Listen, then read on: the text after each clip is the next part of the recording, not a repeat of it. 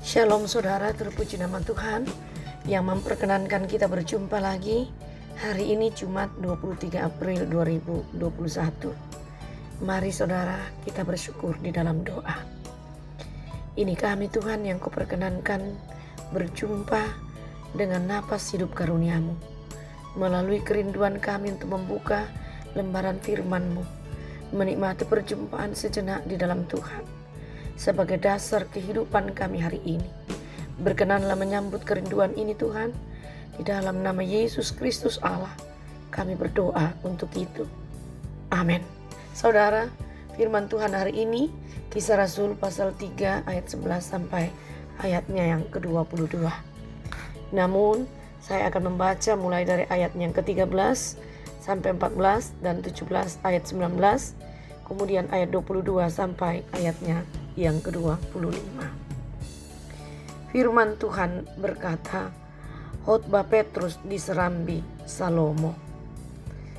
Allah Abraham, Ishak dan Yakub, Allah nenek moyang kita, telah memuliakan hambanya, yaitu Yesus yang kamu serahkan dan tolak di depan Pilatus. Walaupun Pilatus berpendapat bahwa ia harus dilepaskan, tetapi kamu telah menolak yang kudus dan benar, serta menghendaki seorang pembunuh sebagai hadiahmu. Hai saudara-saudara, aku tahu bahwa kamu telah berbuat demikian karena ketidaktahuan, sama seperti semua pemimpin kamu. Karena itu sadarlah dan bertobatlah, supaya dosamu dihapuskan. Bukankah telah dikatakan Musa, Tuhan Allah akan membangkitkan bagimu seorang nabi dari antara saudara-saudaramu, sama seperti aku.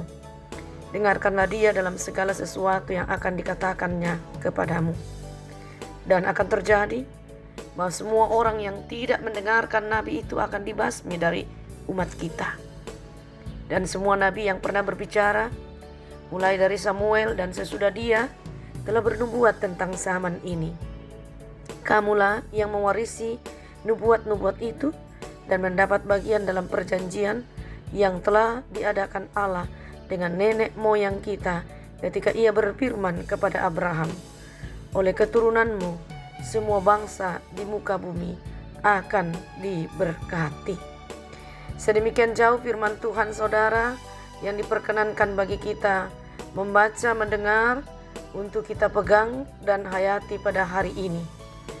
Dan menyapa saya dan saudara dengan satu perenungan bahwa Yesus pemimpin kepada hidup. Apa hubungan kesembuhan yang dialami orang lumpuh pada perikop sebelum ini dengan Tuhan Yesus? Petrus memakai kesempatan keheranan dan ketakjuban orang banyak untuk menyatakan siapakah Tuhan Yesus itu. Dan karena percaya dalam nama Yesus, maka nama itu telah menguatkan orang yang kamu lihat dan kamu kenal ini. Dan kepercayaan itu telah memberi kesembuhan kepada orang ini di depan kamu semua. Yang kedua, kesembuhan itu merupakan fakta sekaligus bukti bahwa Yesus adalah hamba yang diutus Allah untuk memimpin manusia kepada kehidupan, bukan kebinasaan. Ayat 13 dan 15 sangat jelas. Allah Abraham, Ishak dan Yakub, Allah nenek moyang kita, telah memuliakan hambanya, yaitu Yesus yang kamu serahkan dan tolak di depan Pilatus. Walaupun Pilatus berpendapat bahwa ia harus dilepaskan. Demikianlah ia pemimpin kepada hidup. Telah kamu bunuh, tetapi Allah telah membangkitkan dia dari antara orang mati, dan tentang hal itu kami adalah saksi. Yang ketiga, walaupun orang Yahudi membunuh Yesus dalam ketidaktahuan mereka, ayat 17. Hai saudara-saudara, aku tahu bahwa kamu telah berbuat demikian karena ketidaktahuan, sama seperti semua pemimpin kamu. Tetapi dalam kedaulatan Allah, peristiwa ini menjadi penggenapan nubuat perjanjian lama. ayat 18.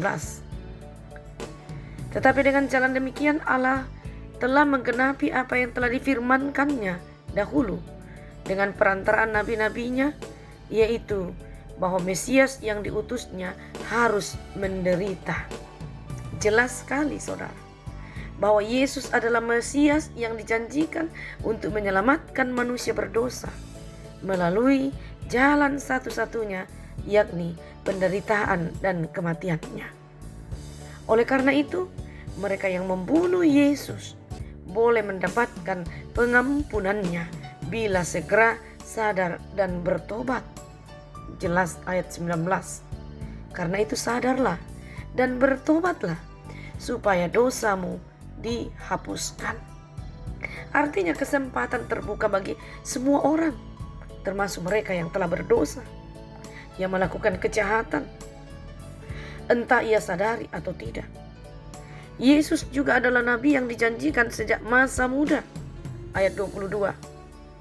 Bukankah telah dikatakan Musa, Tuhan Allah akan membangkitkan bagimu seorang nabi dari antara saudara-saudaramu sama seperti aku. Dengarkanlah dia dalam segala sesuatu yang akan dikatakan kepadamu. Musa lah yang menjadi pewarta kabar baik bahwa kuasa kebangkitan Yesus nyata, memberi kehidupan kepada yang sudah mati di dalam dosa. Justru dengan menyaksikan kuasa kebangkitannya yang menyembuhkan si lumpuh, orang-orang Yahudi mendapat kesempatan baik untuk bertobat dan sekaligus kehormatan dari Tuhan untuk memberitakan kabar baik tersebut kepada semua orang atau dunia ini. Ayat 25 dan 26. Kamulah yang mewarisi nubuat-nubuat itu dan mendapat bagian dalam perjanjian yang telah diadakan Allah dengan nenek moyang kita, ketika ia berfirman kepada Abraham, oleh keturunanmu semua bangsa di muka bumi akan diberkati. Dan bagi kamulah pertama-tama Allah membangkitkan hambanya dan mengutusnya kepada kamu, supaya ia memberkati kamu dengan pemimpin kamu masing-masing kembali dari segala kejahatanmu. Jelas saudara, dari ayat 25 dan 26 ini, kisah penyembuhan si lumpuh dalam perikop sebelum yang kita baca tadi, ayat 1 sampai 10 pasal 3, mau membuktikan bahwa kuasa Kristus yang mematahkan dosa dan memberi kehidupan sudah dinyatakan melalui orang yang percaya kepada Dia. Ini bukti kedahsyatan kuasa Allah, tidak dapat dielakkan dan tidak dapat diabaikan begitu saja. Setiap orang yang menolak, percaya, dengan sendirinya tetap tinggal dalam belenggu dosa dan kematian rohani. Sebaliknya, setiap orang yang sudah mengalami kuasanya yang membangkitkan hidup harus mengambil sikap, menyingkirkan segala bentuk dosa dan bertobat. Namun, tidak hanya itu, ia juga harus menjadi pewarta kabar baik bahwa hanya di dalam Yesuslah ada keselamatan dan kehidupan sejati dan kebenaran hidup itu. Karena itu sekali lagi saudara, kita tetap bersuka cita dalam perjalanan dan realita kehidupan kita, entah itu tidak dirindukan atau yang menyakitkan, yang mengecewakan secara manusia, yang tidak diharapkan, tetapi Tuhan izinkan terjadi. Lalu kita terus bersuka cita dan tetap termotivasi di dalam iman untuk percaya sepenuhnya kepada Tuhan, menyerahkan semua di dalam Kristus Yesus yang mau mati untuk kita dan bangkit. Dengan kebangkitannya itu Dia menjamin kita bahwa hidup kita tidak pernah sia-sia. Sungguh berarti ketika kita berada dalam kebenaran Kristus, di dalam realita dan tanggung jawab kita sehari-hari. Terpujilah Dia. Amin. Terima kasih Tuhan, kami telah berhenti merenungkan firman-Mu. Layakkan kami untuk mengambil maknanya. Teristimewa kehidupan kami hari ini Tuhan. Kemudikan kami dalam segala aktivitas kami yang Tuhan izinkan kami kerjakan. Dalam karya, dalam usaha, dalam rencana kami. Jadi seturut dengan kehendak-Mu. yang akan menjamin kami dan membuat kami selalu optimis. Ya Tuhan, kami sadar bahwa di sekitar kami banyak kendala, baik yang tidak kami rindukan terjadi, tetapi Tuhan tidak meninggalkan hidup ini. Itulah kekuatan kami. Karena itu Tuhan, kami menyerahkan seluruh keluarga kami ke dalam tangan kasih-Mu, termasuk para orang tua kami dalam keterbatasan mereka karena usia lanjut. Ada yang bisa beraktivitas prima, ada yang sama sekali tidak mampu apa-apa, membutuhkan kasih sayang dan perawatan. Berkatilah Tuhan, berilah hati yang bersukacita bagi mereka dalam menerima keadaan masing-masing, dan orang-orang atau keluarga yang menemani dengan setia menjadi berkat bagi hidup mereka. Oh Bapa di sorga, kami berdoa untuk mereka yang bergelut di dalam kondisi lemah tubuh karena sakit penyakit. Saudara-saudara kami dalam segala keadaan sakit mereka. Ada yang mengalami sakit kronis, ada juga yang karena virus pandemi, ada juga yang karena hal-hal lain. Oh Tuhan, ada yang dirawat di rumah sakit secara khusus, ada juga yang istirahat di rumah atau di tempat khusus. Ada yang membutuhkan perlawatan dan kasih-Mu secara khusus dan kontinu. Oh Tuhan yang tahu terbaik mereka. Jamalah tubuhnya, dengarlah doanya Tuhan, dan biarlah Tuhan memberkati segala upaya yang berkenan kepadamu, sehingga mereka boleh sembuh. Oh Tuhan, kami berharap semua anak-anak-Mu yang dalam kondisi lemah tubuhnya, sakit penyakitnya, pergumulan hidupnya, mereka mendapatkan kelegaan. Nama-Mu dimuliakan, karena kami pegang tidak ada yang mustahil di dalam Tuhan. Oh Bapa di surga, kami berdoa untuk saudara-saudara kami yang berduka cita. Kehilangan orang-orang yang dicintai dan mencintai adalah hal yang tidak mudah. Berikan kami penghiburan sejati Tuhan. Mampukan kami melewati semuanya itu dan tetap terhibur, serta tetap tidak putus asa di balik duka cita ini, karena Tuhan mengasihi dan tidak meninggalkan kehidupan kami. Oh Tuhan, kami berdoa bagi mereka yang bersuka cita hari ini karena hari ulang tahunnya, momen yang penuh cerita sukacita, hari ulang tahun pernikahannya. Oh Bapa, lengkapilah kebahagiaan mereka. Nama Tuhan juga senantiasa bertahta dalam hidupnya.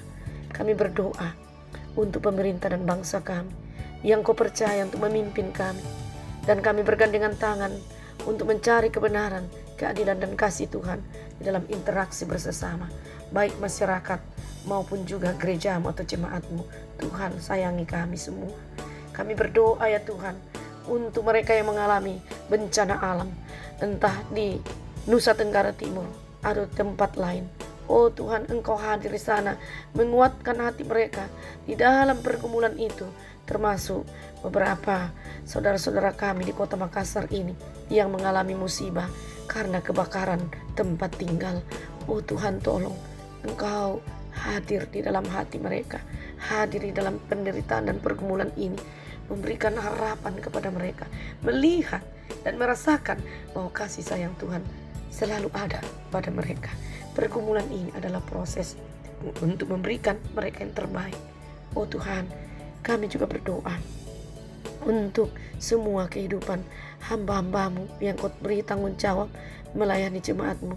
Engkau menjamin keluarga kami Tuhan, agar kami senantiasa bersuka cita dalam mengangkat pelayanan ini, karena Tuhan selalu memegang langkah kami dan juang kami. Oh Tuhan, kami berdoa untuk semua kehidupan kami, rencana kami, harapan kami, pergumulan kami, sukacita kami hari ini, kami bawa di dalam kasih sayang tangan Tuhan. Ampuni dosa kami, dengarkan syukur kami, harapan kami yang kami bawa di dalam nama Tuhan Yesus. Kami mohon. Amin.